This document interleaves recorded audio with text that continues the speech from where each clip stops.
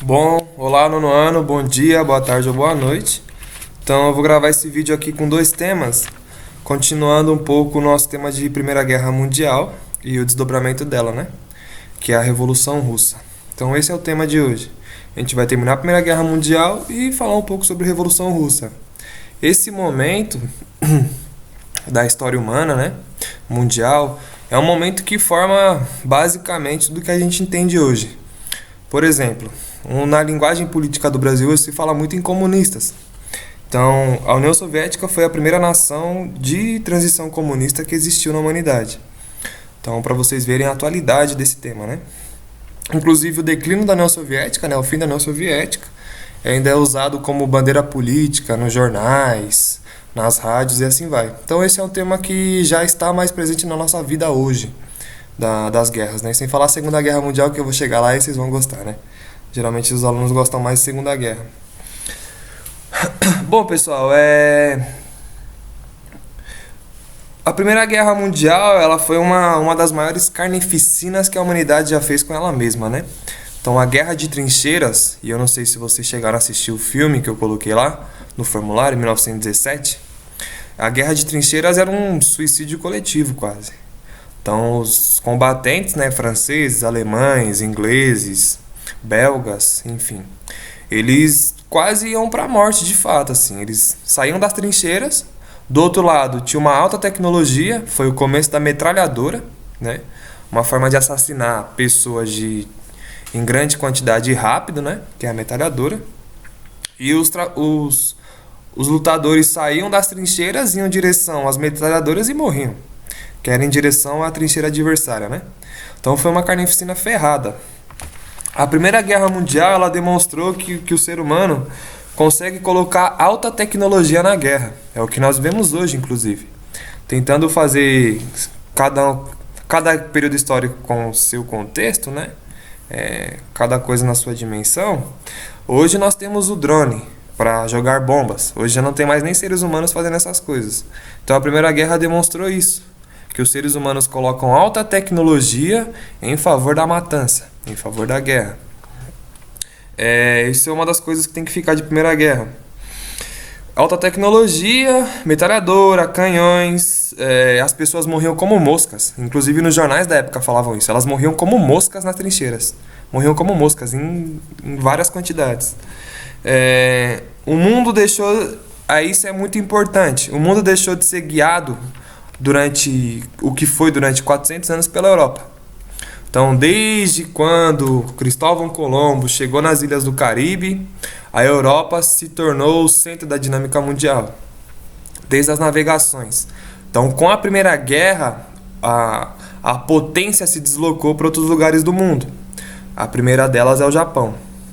Então, o Japão era uma grande potência, já vinha sendo uma grande potência, mas com essa guerra, o Japão surgiu como potência. Depois, na Segunda Guerra, já está se desdobrando, mas vai ser os Estados Unidos. Então, a Europa deixa de ser o centro potente do mundo, né? Em especial a sua principal nação na época, que é a Inglaterra. As consequências importantes da Primeira Guerra, para a gente já chegar em Revolução Russa. O Japão surge como potência mundial, como eu falei. Tem o fim do Império Otomano e a formação dos países no Oriente Médio. Então, pessoal, quem quiser entender por que o Oriente Médio tem tantas guerras e tentar entender de um motivo não religioso, né? Porque tem algumas explicações religiosas que falam que aquele lugar sempre teve guerras e que aquele lugar nunca vai ter paz porque é um lugar de guerra. O Oriente Médio, né? Israel, Palestina, Arábia Saudita, essas coisas. Não, o fim do Império Otomano gerou esses vários pequenos países no Oriente Médio. Esses vários pequenos países têm vários tipos de lutas diferentes, por motivos étnicos, religiosos, mas principalmente por petróleo. Principalmente por petróleo. Então, outra consequência importante do fim da Primeira Guerra é o fim do Império Otomano, que unificava o Oriente Médio como um todo. Ficava na Turquia, né? Ficou onde hoje é a Turquia, Istambul. Era o centro do Império Otomano. E depois que tem o fim da Primeira Guerra Mundial, o Império Otomano se desfaz, porque se posicionou no lado errado da guerra. E surgem esses vários países que até hoje estão em conflitos no Oriente Médio. Palestina, Israel, Irã, Iraque, Síria, assim vai. O Líbano, e assim vai. Os EUA já aparece como potência política, militar e econômica. Ainda não vai ganhar, ainda não vai ser a primeira nação do mundo. Só vai se tornar de fato na Segunda Guerra Mundial a primeira nação do mundo. E eles fazem isso com a bomba de Hiroshima e Nagasaki. Mas a gente vai chegar lá na Segunda Guerra. Mas aqui eles já aparecem como primeira potência. Uma consequência que a gente vai entrar agora, muito forte, é o primeiro país socialista do mundo, da história da humanidade, que é a União Soviética.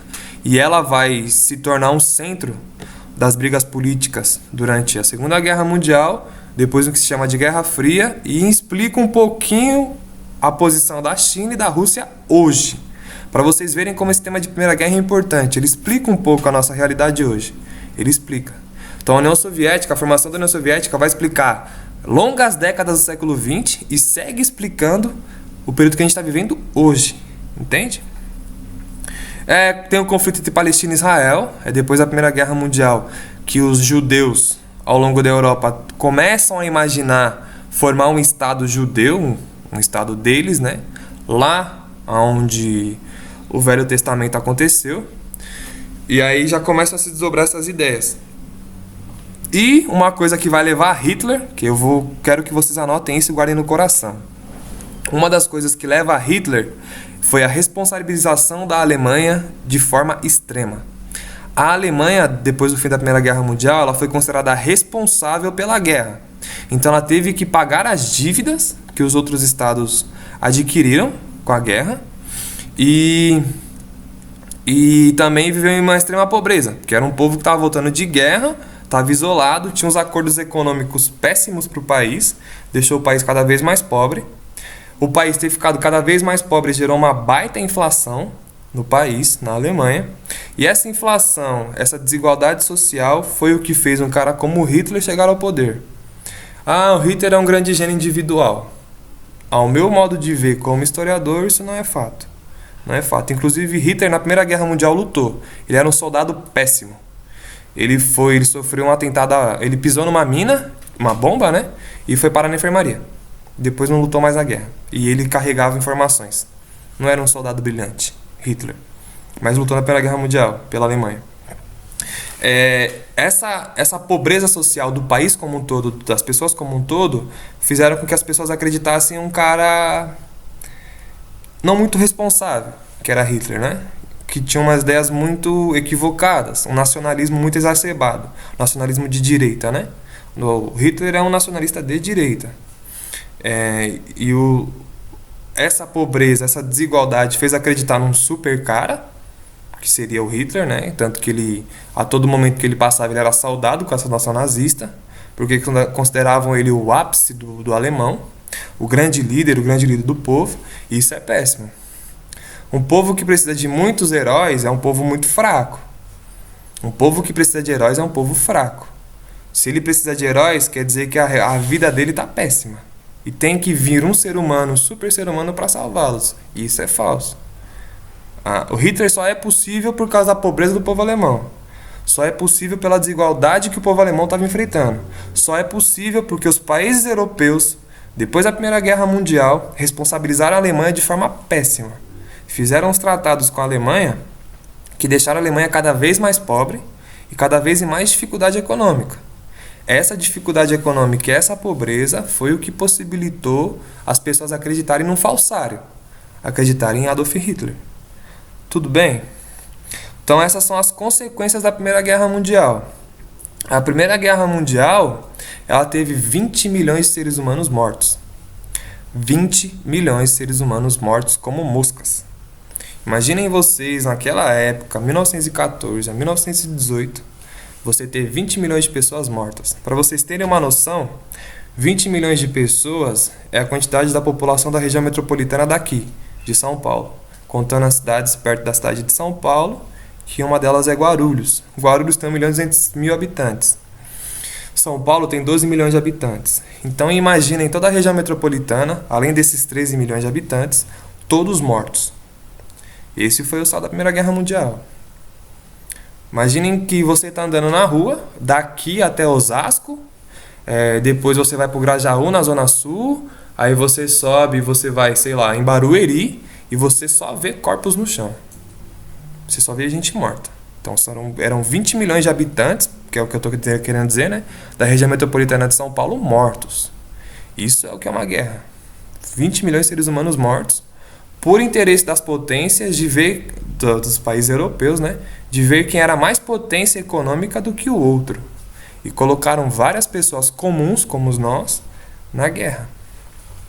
Beleza, pessoal? Então esse primeiro vídeo são as consequências da Primeira Guerra Mundial. E ela forma um pouco do mundo como nós conhecemos hoje, da política, da economia como nós conhecemos hoje, da cultura e assim vai. Então agora vamos entrar em Revolução Russa, para a gente já avançar para o próximo tema, certo? Show!